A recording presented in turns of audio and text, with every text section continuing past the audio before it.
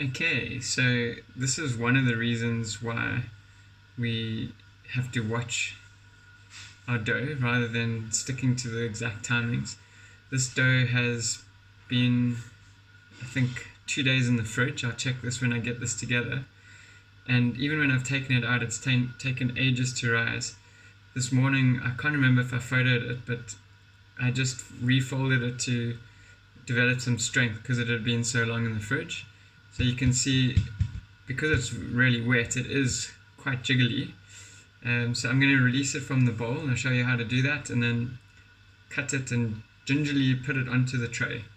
So what I do is I sprinkle flour around the edges, so that as I scrape it away, the flour goes behind and forms a layer behind there.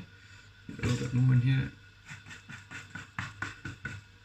So what I'm trying to do with ciabatta, because I'm not going to prove it, you can hear my ovens going in the background, is that I don't want to disturb the structure too much. Okay, so there I've sort of worked my way around the back. Put a bit of flour on the top, flour on my surface, and then try and get behind it on the bottom as well. Because I've put that flour around there, it's sort of coating the whole bunch of dough. So I think this is going to release pretty easily. Let's see, we should be good. Tip it out. Oh, there we go. Okay, so I just try and flip it over like that as quickly as possible. This is looking amazing. I can feel it's super light. And so what I'm going to try and do now, I don't always get this right. As you can see, there's already a lot of flour that's got incorporated into the ends.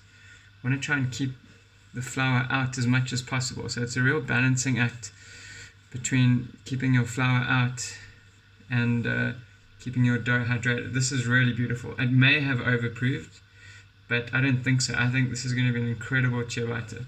So I'm going to try and see. In this case, it's going to be pretty tricky. I'm going to see if I can just get it a little more, get the dough a little tighter than it is currently.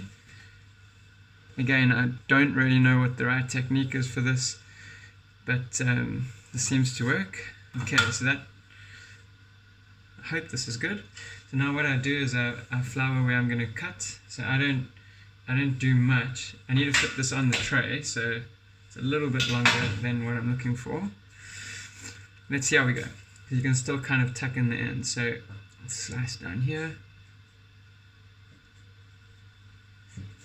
Okay, so now I've got two nice long, relatively even loaves of ciabatta. What I do then is I put a bit of flour between them so they come away nicely.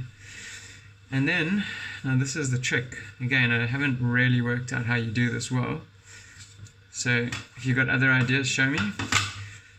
But what I do is I get my tray and I kind of tenderly, just make sure this lands up in the right place, try and tenderly roll it off onto the tray, and then do the same with the other side.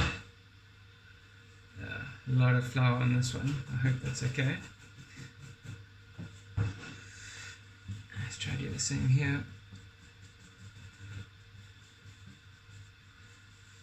Okay, so I've got my two loaves over here ready to bake, and I've greased this tray. Yeah, so with ciabatta, I've just found that you don't have to stress too much about the lack of structure. Just keep them from touching each other.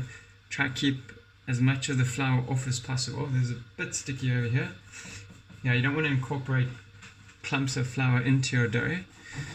What I'll do is just before I put them in the oven, I'll probably just tuck them under a little bit more. But yeah, that's how it goes. I hope I caught that okay. Didn't know where my video camera was. Okay.